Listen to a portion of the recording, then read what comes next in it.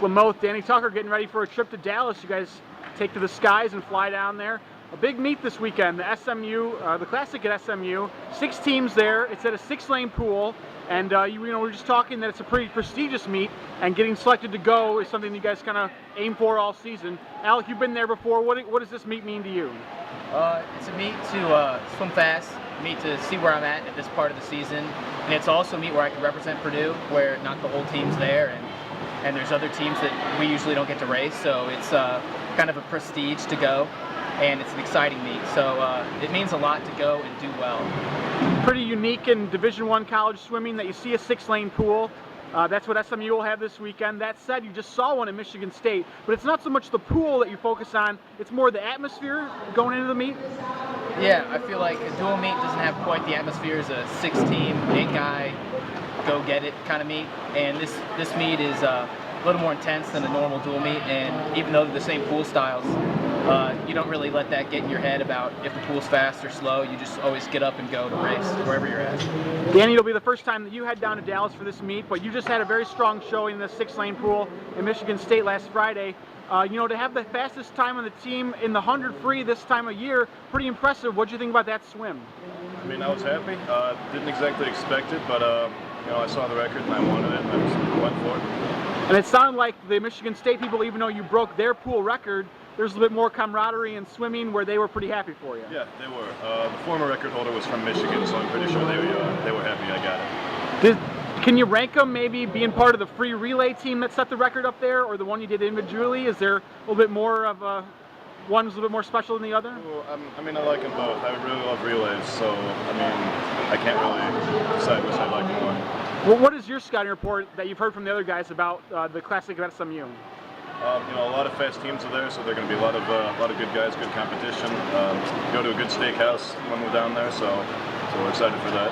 And Alec, I think that you put it well that this is kind of like the middle part of the season. You got the Purdue Invitational in November, Big Ten's coming up later on this year, and this is one of those key landmarks along the way as well. Yeah, this is one of the other meets that we can get and go and race pretty fast with other teams, and it's not just a dual meet, it's almost like an invitational. It's just a 2-day meet, and it really prepares us for the end of our season coming up in February. Well, I appreciate the time, guys. Good luck in Dallas. Thank you. Thank you. Dan getting ready to take to the skies and head to Dallas for a very prestigious meet, the SMU Classic. And you'll take 8 swimmers and 1 diver, and among the teams, it feels like it's a big thing for the guys to make this trip. Yeah, it is. I think this is our 3rd or 4th year we've done it, and I think it's a kind of a badge of honor for the guys to make the team. I don't know if we'll keep doing it forever because it does separate the team, but it gives those 8 guys and 1 diver something special. And they seem to get a nice bonding during that time, and they really come back and are pretty good leaders with the rest of the team when they come back, especially if they swim well. So it's it's the most unique meet these guys will ever go to, from high school to college to Olympic trials. It's just the most unique format. Truly a team meet, small, intense, and then all top 15 type schools in there. Louisville's coming this year instead of North Carolina, which I just found out about, and they've got a great small man team. So it's going to be just as fast as ever, I think.